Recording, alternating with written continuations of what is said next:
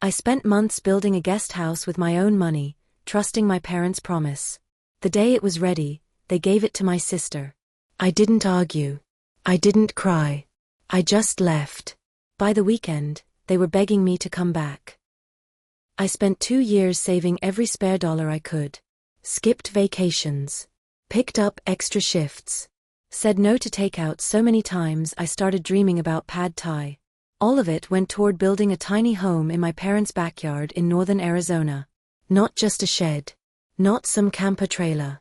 A real livable guest house with a kitchen, a bathroom, heating, AC, the whole deal. It was my plan B. Plan A was buying a condo, but I did the math and laughed myself out of that fantasy. So when my parents suggested I build something on their property, I thought, why not? You'll always have a place here, my mom said. This is your home too, sweetheart. And I believed her. Hi, I'm Rachel. I'm 33. I work as a veterinary tech in Flagstaff. Not exactly a billionaire's salary, but I make enough to live and save, barely. I'm single, no kids, no wild spending habits. I just wanted a place of my own. A space where I could put up fairy lights, adopt another rescue cat, and not hear someone else's bathroom habits through paper-thin apartment walls. I poured everything into that guest house. Weekends. Evenings. I met with contractors on my lunch breaks. I picked out the tiles, the fixtures, even the cabinet handles. I painted the walls myself. A dusty blue in the bedroom, a warm cream in the kitchen. I had a Pinterest board, okay? I imagined myself making coffee there in the mornings, sitting on the tiny porch with a book. It wasn't just a structure, it was a new beginning. And then, it was finished. The paint had dried. The appliances were in. The electricity was hooked up. My things were packed. I had just said goodbye to my rental and was ready to move in the next morning. That's when my dad handed me a duffel bag and said 6 words that still feel like a punch to the throat. Your sister needs it more than you. No warning. No conversation. Just that. I thought he was joking. He wasn't. I looked at my mom. She gave me that tired, stretched thin smile she always uses when she knows she's done something awful but wants credit for being calm. You'll figure it out, Rach, she said. You're young. No husband. No babies. You'll land on your feet. But Amanda, she's starting her family. She needs stability. Amanda. Of course. The golden child. Married at 25. Pregnant at 28. Now expecting baby number 2 and somehow still living rent-free while posting Instagram stories about the grind. She was standing behind them, cradling her belly like a prop. Didn't even try to look sorry. I mean, you weren't paying rent or anything, she said with a shrug. I laughed. I actually laughed. Not because it was funny, because it was so absurd I didn't know what else to do. I paid for that house. Every beam. Every pipe. Every square foot. I didn't just contribute, I built it. And now they were acting like I'd been squatting on their land and stealing air. I wanted to scream. To yell. To remind them that it was my money, my labor, my plan. But instead I just walked away. I didn't cry. Didn't beg. Didn't ask for a compromise. I picked up my keys, said nothing, and drove away. I think that threw them more than anything. They were expecting drama, I think. Hoping I'd fight for it. Give them a chance to justify themselves. But I didn't give them that. Instead, I went silent. I moved in with a friend temporarily. Got a storage unit. Focused on work. Cut off contact, not loudly, not dramatically. I just stopped answering. No texts. No Sunday dinners. No Happy Mother's Day flowers. I wasn't being petty. I was being done. And here's the funny part, deep down, I knew this was coming. Not the exact moment. Not those words. But the shift? I'd felt it. See, near the end of construction, my dad took over the final stages to save money. He replaced my licensed contractors with some guy from church who used to be an electrician, and his old buddy Ray who knows plumbing stuff. You can imagine how thrilled I was. Rachel, you worry too much, Dad said. These guys are solid. Why waste money on fancy labor? I tried to argue. He ignored me. So I stepped back. Let him do it his way. After all, I thought I'd be the one living there. If something went wrong, I'd deal with it. But then it wasn't my problem anymore. 1 week later, the calls started. First my mom. Ignored. Then Amanda. Deleted without listening. Then Dad. 6 missed calls. The voicemail from Mom was, well, let's just say it made my day. Rachel, she said, her voice tight. We have a bit of a situation. The plumbing's leaking into the drywall. The electricity keeps cutting out. And there's some kind of smell, like mold, maybe worse. Amanda hasn't even been able to move in yet. We need to talk. I played it again. And then I laughed. Not because I sabotaged anything. I didn't. Not because I was happy they were struggling. I wasn't, not exactly. But because they had done this to themselves. They cut me out. Told me I didn't matter. And now the house I built, the one they stole, was literally falling apart. I didn't reply. Not out of spite. Not because I wanted revenge. But because, for the first time in a long time, it wasn't my problem. It wasn't just about the guest house. It never was. It was about everything that came before it. Every quiet moment I told myself to just be grateful, to not cause waves, to be the easy daughter. All the years I spent trying to earn a seat at a table that was already set for someone else. Deep down I knew. I always knew. My family never treated me the way they treated Amanda. But I convinced myself that if I worked hard enough, stayed helpful enough, made myself useful enough, they'd finally see me as just as important. Instead, I built a home. And the second it was finished, they handed it to her like I was nothing more than a contractor who overstayed her welcome. I turned off my phone and let the memories come. It started when we were kids. Amanda was the baby. That fact alone seemed to give her full immunity from consequences. If something went wrong, I was blamed. If we fought, it was my fault. If she lied, they believed her. Rachel, you're older, Mom used to say, like that erased everything. You have to set the example. Translation: Amanda gets to make mistakes. You get to clean them up. And I did. Every time. She lost her phone? I helped her find it. Lost her wallet? I drove across town to bring it to her. She once left her passport at a gas station on the way to a school trip, and guess who skipped work to recover it? Yeah, that was me. She crashed my car in college. Told my parents it was my fault. I wasn't even in the vehicle. They still believed her. And she never, not once, thanked me. Not when I covered for her skipping class. Not when I bailed her out of a rent situation she caused. Not when I gave her my laptop so she wouldn't fail a semester. Nothing. Just this blank, unbothered entitlement that made my skin crawl.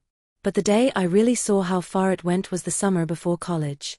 I had a part-time job at a bookstore, saving for a used car. My parents had promised to match whatever I saved. I worked every shift I could, skipped spending, skipped outings, ate ramen like it was a food group. 2 weeks before I was set to buy the car, Amanda totaled hers. Not a fender bender. She ran a red light texting. The car was done. I came home the next day to find out my parents had used my savings to buy her a new one. She needs it more, sweetheart, Mom had said. You'll be at school soon, but Amanda still needs to get around. They didn't even ask. And when I dared say I was upset, my dad looked at me like I'd kicked a puppy. We're a family, Rachel. You'll understand when you're older. I do understand. Just not the way he thinks. That was the first time I started pulling away. I didn't cut them off, I still held on to hope. I wanted to believe that someday they'd choose me. So when they suggested building the guest house, it felt like a breakthrough. A win. Something that was mine. And I fell for it. My phone buzzed again, yanking me back. Another call. I finally picked up. It was my dad. Voice tight. Annoyed. Rachel, he said. What's going on with the guest house? What do you mean? You know what I mean. He lowered his voice like he thought someone might be listening. Amanda can't move in. The plumbing's leaking into the drywall. The power's out half the time. And there's this smell. I had to press my lips together to keep from laughing. Sounds like you should call a contractor. There was a pause. Look, he said, trying to sound calm. If something happened, if you forgot to finish something, you need to tell me now. I sat back. I didn't forget anything, Dad. You're the one who brought in your buddy Jim to wrap things up and save a few bucks.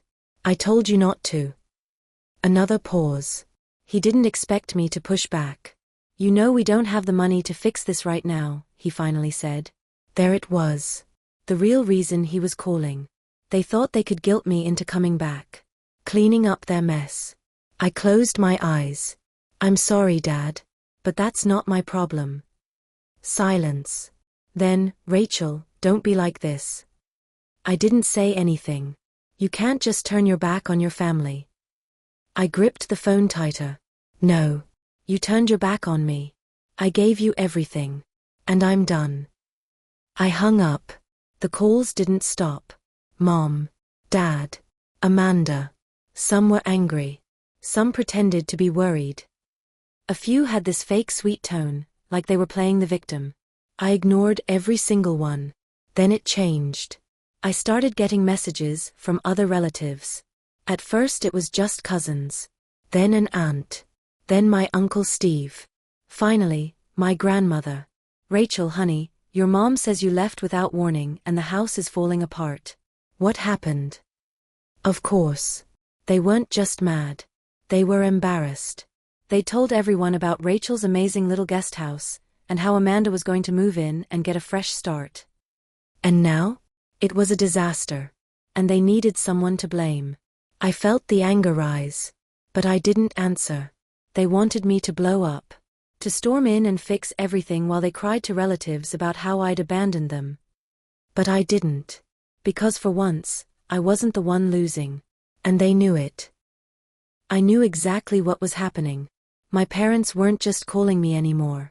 They were calling everyone else. Getting their version of the story out before I could say a word. It was textbook damage control.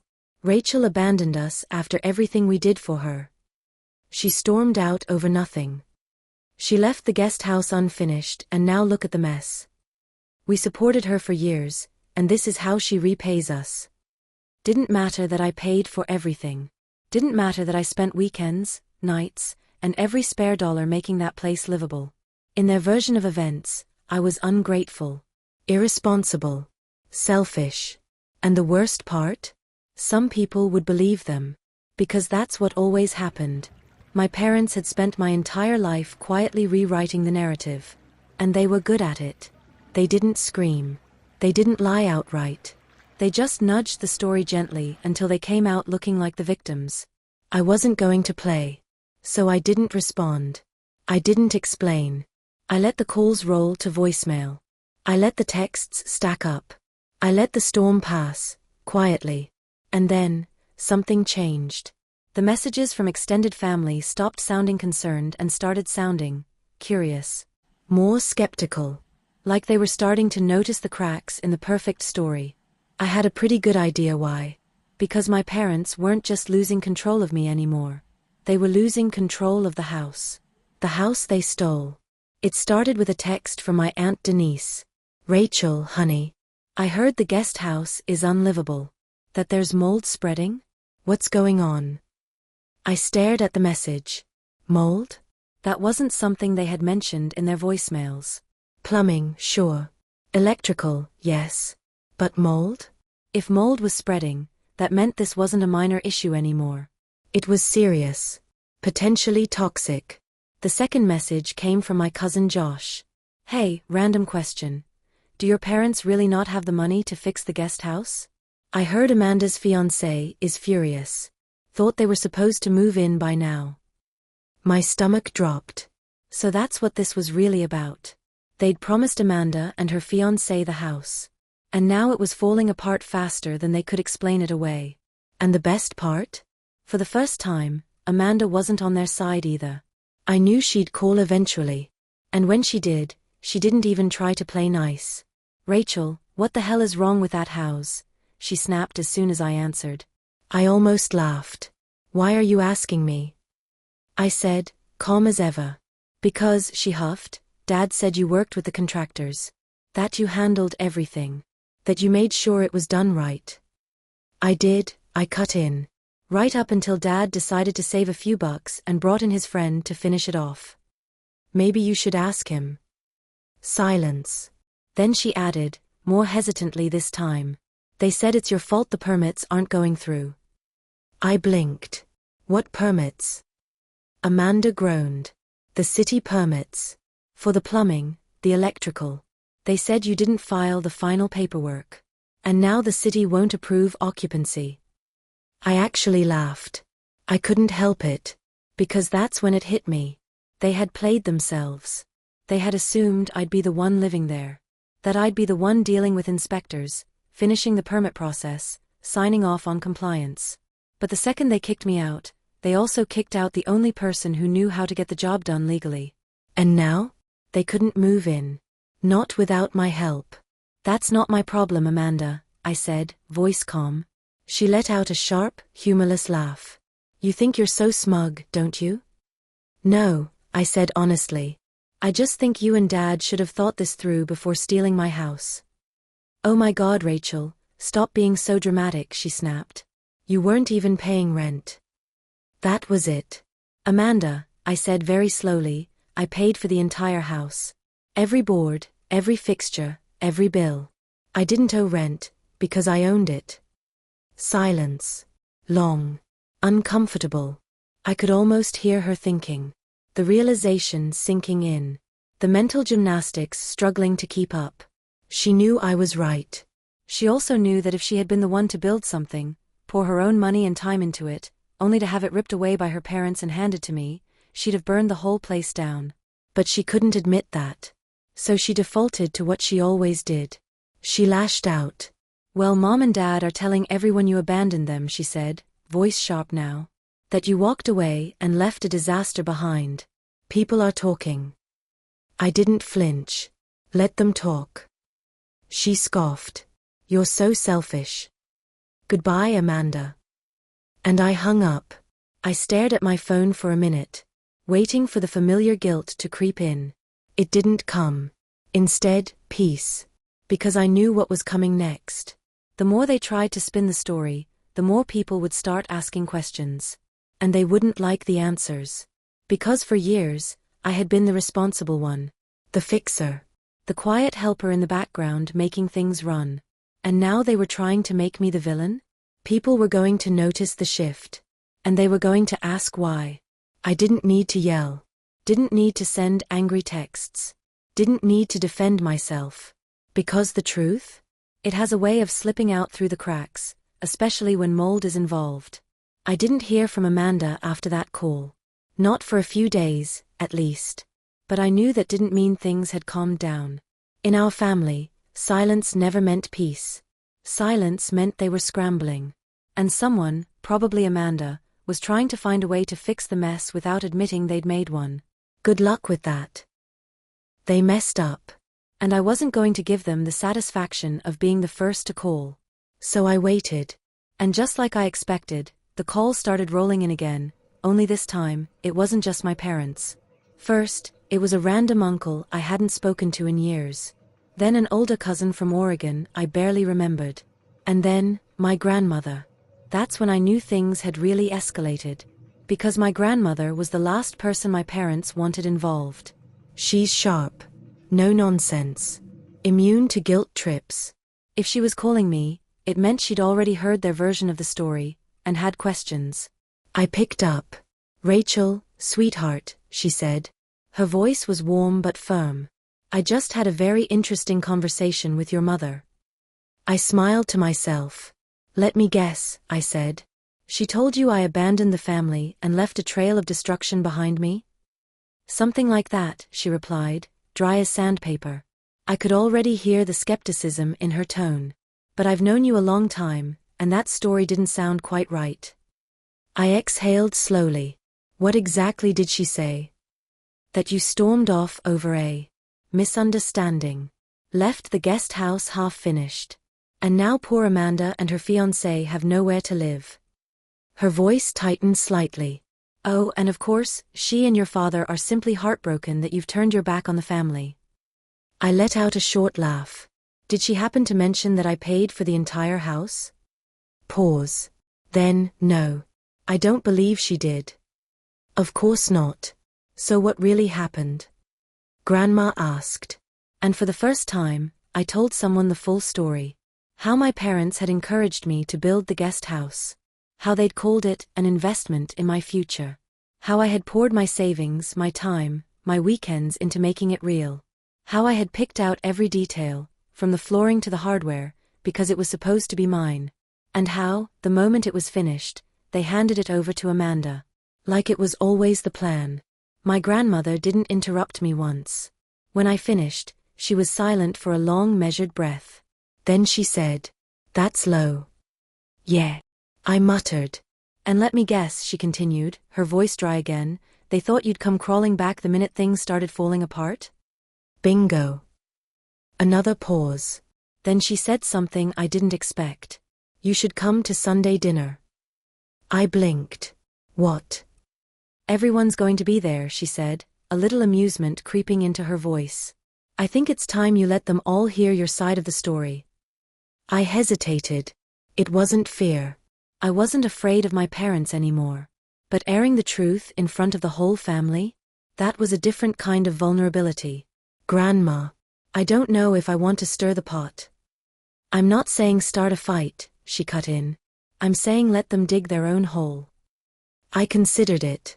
Then I smiled. "Okay," I said. "I'll be there." I showed up 10 minutes late on purpose. The moment I walked in, the shift in the room was almost physical. People looked at me. Curious. Tense. Some glanced away. Others gave me small, knowing nods, like they already knew the truth. Amanda sat tight-lipped beside my parents. Arms crossed. Eyes down. Mom forced a smile. "Oh, Rachel. You actually came." "Yeah," I said, taking a seat. I didn't add surprised, but the implication was loud. Dinner started awkwardly. Small talk. Too much silverware clinking. Tension so thick you could have buttered bread with it. And then, just as we were finishing up, my grandmother set down her glass, folded her hands, and said, "So Amanda, how's the new house coming along?" Silence. Amanda's jaw clenched. My dad jumped in. Still dealing with a few small issues. "Oh." Grandma raised an eyebrow. "What kind of issues?" Amanda shot him a warning look, but he cleared his throat. "Nothing major. Just some plumbing and electrical stuff. Minor setbacks." Minor setbacks? I almost choked on my drink. Grandma turned to me. "Rachel dear, didn't you handle the construction on that house?" Every head turned. I took a slow sip before answering. "I did. Right up until Dad decided to bring in a cheaper option behind my back. I told him it was a bad idea, but hey, what do I know?" The silence that followed was so dense it could have shattered glass. Amanda's face went crimson. Mom's smile twitched like a glitching robot. Dad looked ready to self-combust. But they couldn't argue. Not without outing themselves. And the room? It turned. My aunt leaned over to whisper to her daughter. My uncle muttered, "Unbelievable." My cousin raised his eyebrows like everything had just clicked into place. That was it. That was the moment my parents lost control of the narrative. Because now it wasn't just me saying it. It wasn't just a voicemail or a text. It was them, sitting there silent while the truth stood in the middle of the room like a neon sign. I didn't yell. Didn't cry. Didn't throw plates or demand apologies. I just let it sit there. And that was enough. They didn't call me after that. Neither did Amanda. I didn't expect them to. They were too busy scrambling, trying to salvage what was left of their version of the story. But it was too late. The cracks were visible now. And I left that dinner feeling lighter than I had in months. Not because I won, but because, for the first time, I didn't feel like I'd lost. I never got an apology. Not that I expected one. My family doesn't do apologies. They do silence. They do let's just move on, like nothing happened. But I didn't need an apology. Because the guest house? It may be sitting there full of mold and bad decisions, but it taught me something they never did. That my worth was never measured by how much I could fix. I'm done being the responsible one. Done cleaning up other people's messes. And done pretending that loyalty means letting yourself be walked on. They built the lie. I just stopped holding the foundation. If this story hit a little too close to home, you're not alone.